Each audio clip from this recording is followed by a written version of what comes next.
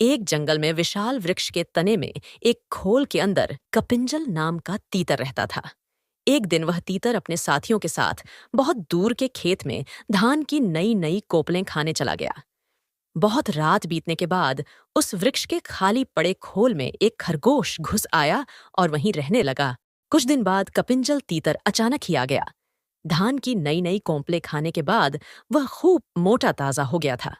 अपनी खोल में आने पर उसने देखा कि वहां एक खरगोश बैठा है। उसने खरगोश को अपनी जगह खाली करने को कहा। खरगोश भी तीखे स्वभाव का था। बोला, यह घर अब तेरा नहीं है। वापी, कूप, तालाब और वृक्ष के घरों का यही नियम है कि जो भी उनमें बसेरा कर ले उसका ही वह घर हो जाता है। घर का स्वामित्व केवल मनुष्यों के लिए होता है। पक्षियों के लिए गृह स्वामित्व का कोई विधान नहीं है। इस तरह झगड़ा बढ़ता गया। अंत में तीतर ने किसी भी तीसरे पंच से इसका निर्णय करने की बात कही। दोस्तों, ऐसे और भी इंटरेस्टिंग कहानियों के लिए मेरे चैनल को सब्सक्राइब करना मत भूलिएगा। तो आइए अब आगे सुनते हैं। उनकी लड़ाई और समझौते की बातचीत को एक जंगली बिल्ली सुन रही थी। उसने सोचा, मैं ही पंच बन जाऊं तो कितना अच्छा है। इन दोनों को मारकर खाने का अवसर मिल जाएगा।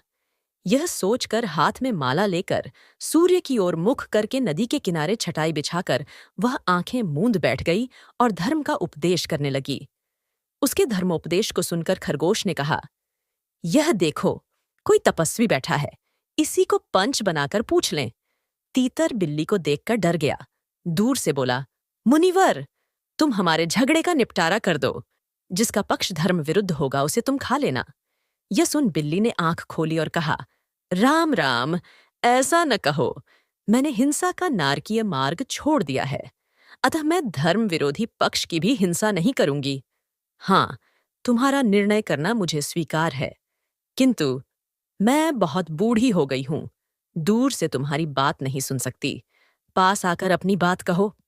बिल्ली की बात पर दोनों को विश्वास हो गया। दोनों ने उसे पंच मान लिया और उसके पास आ गए। जैसे ही दोनों पास आए, उसने झपट्टा मारकर दोनों को एक साथ ही पंजों में दबोच लिया और मारकर खा गई। दोस्तों, यह कहानी यहीं खत्म होती है। और भी बेहतरीन कहानीकारों की इंटरेस्टिंग कहानियों के लिए प्लेलिस्ट पर क्लिक करना और साथ ही लाइक सब्सक्राइब करना मत भूलिएगा। सुनने के लिए धन्यवाद।